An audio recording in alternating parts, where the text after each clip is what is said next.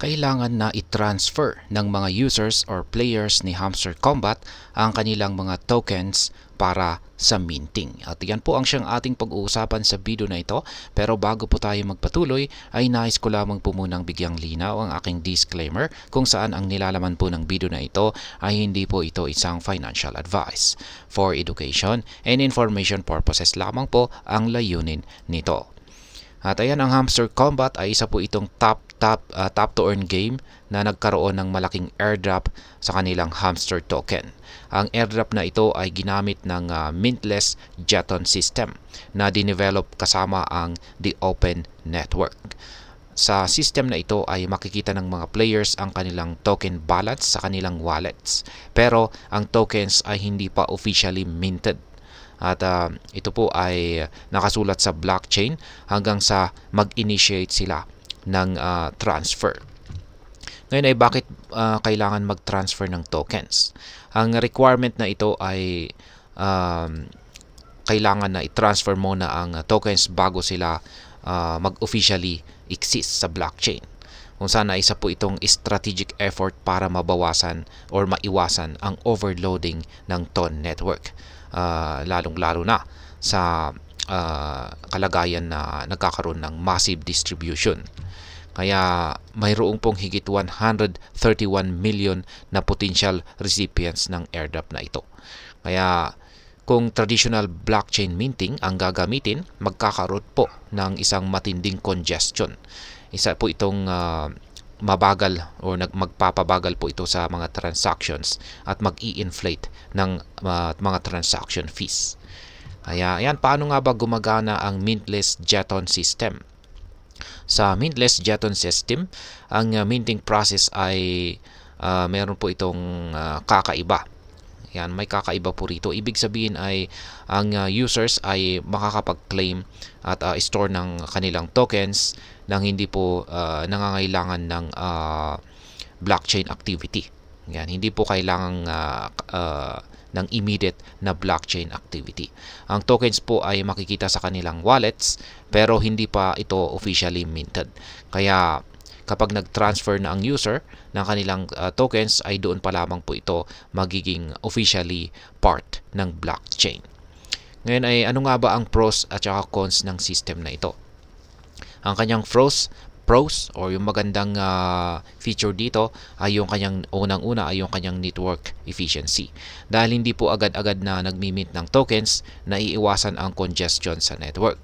Kaya ito po ay nakakatulong sa efficiency ng TON network.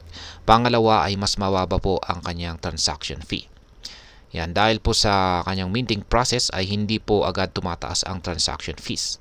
Kaya dahil dito ay mas nagiging cost effective para sa mga users. Yung mga cons naman po rito ay or hindi maganda ay yung kanyang user experience. Maraming users ang na-disappoint dahil sa maliit na amount ng tokens na kanilang natanggap. Ang expectation kasi ay malaki ang magiging token distribution. Pangalawa ay yung additional steps.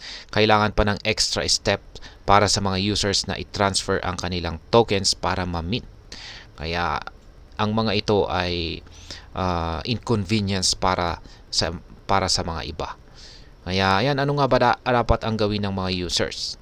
Para sa mga users na nakatanggap ng kanilang hamster tokens, ay kailangan po talaga nilang i-transfer ang kanilang tokens para ma-officially mint ito sa blockchain. Ito ay isang paraan para ma-validate at ma-secure ang kanilang tokens.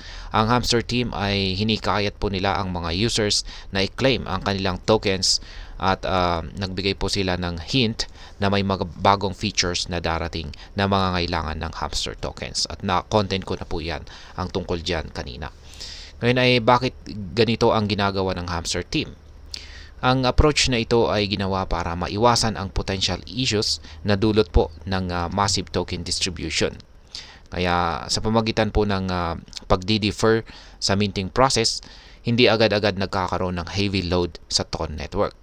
Kaya ang strategic move na ito ay nakakatulong para ma-maintain ang stability at efficiency ng network habang nagbibigay ng pagkakataon sa mga users na mag-claim ang kanilang tokens ng hindi nangangailangan ng immediate blockchain activity.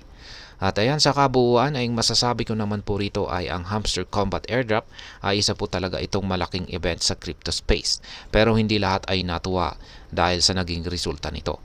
Ngayon, ang Mintless Jeton System ay isa po itong innovative solution para maiwasan ang network congestion. Pero nagdulot din ito ng disappointment sa mga users dahil sa maliit na amount ng token na kanilang natanggap. Para sa mga nakatanggap ng Hamster token, ang susunod na hakbang ay transfer lamang ang inyong mga tokens para officially na ma-mint ito sa blockchain. At ayan, hanggang dito na lamang po tayo sa video na ito mga ka-crypto. Sana po ay inyong nagustuhan ang aking paliwanag sa video na ito. Kung inyo po itong nagustuhan, pakiclick lamang po ang like button nito. Para naman po sa mga bago lamang dito, kayo po ay aking inaanyayahan para mag-subscribe. Pakiclick na rin po ang bell icon nito dahil ito po ang siya magsisilbing notification nito sa mga bago kong videos na akin pong ina-upload sa aking YouTube channel na ito. Marami pong salamat sa panonood, ingat po tayo lagi at God bless po sa ating lahat.